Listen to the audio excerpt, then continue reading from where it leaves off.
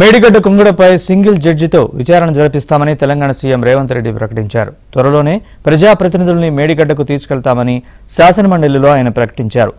BRS MLC కవిత సవాలుకు ఆయన స్పందించారు. రేవంత్ రెడ్డి మేడిగడ్డ అన్నారం బ్యారేజీలపై మాట్లాడుతున్న సమయంలో కవిత అడ్డు తగిలారు. దాంతో ఇద్దరి మధ్య ఆసక్తికర డిబేట్ జరిగింది. గౌరవ ముఖ్యమంత్రి వర్యులు పదే పదే చెప్పిందే చెప్తూ మేడిగడ్డలో కానీ అన్నారంలో కానీ చాలా ఘోరాలు జరిగిపోయినాయని చెప్తా ఉన్నారు అధ్యక్ష. వారి చేతిలో ప్రభుత్వం ఉన్నది. టెక్నికల్గా నిపుణులు చేయాల్సినటువంటి పని ఎమ్మెల్సీలను తీసుకుపోవడం, ఎమ్మెల్యేలను తీసుకుపోవడం అదే టూరిస్ట్ స్పాట్ కాదు కదా సార్. మేము చేసినటువంటి ప్రగతిని చూపించడానికి ఖచ్చితంగా తీసుకెళ్ళాం. ఇవాళ తప్పు జరిగితే తప్పు నిర్ధారించాల్సింది మనం కాదు, నిపుణుల ఆధ్వర్యంలో కమిటీలు వేయండి, ఖచ్చితంగా నిర్ధారించండి. ఏ పరీక్షకైనా సిద్ధంగా ఉంటాం, అందులో ఎటువంటి అనుమానం లేదు.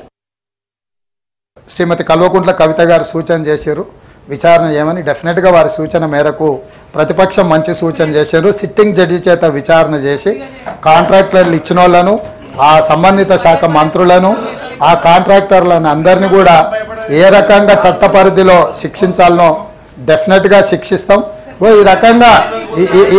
ఈ రకంగా ముందుకొచ్చి ప్రభుత్వానికి సహకరిస్తే డెఫినెట్గా చేస్తాం. సిట్టింగ్ జడ్జి చేత విచారణ చేస్తామని మా పెద్దలు జీవన్ రెడ్డి గారు చెప్పిండ్రు.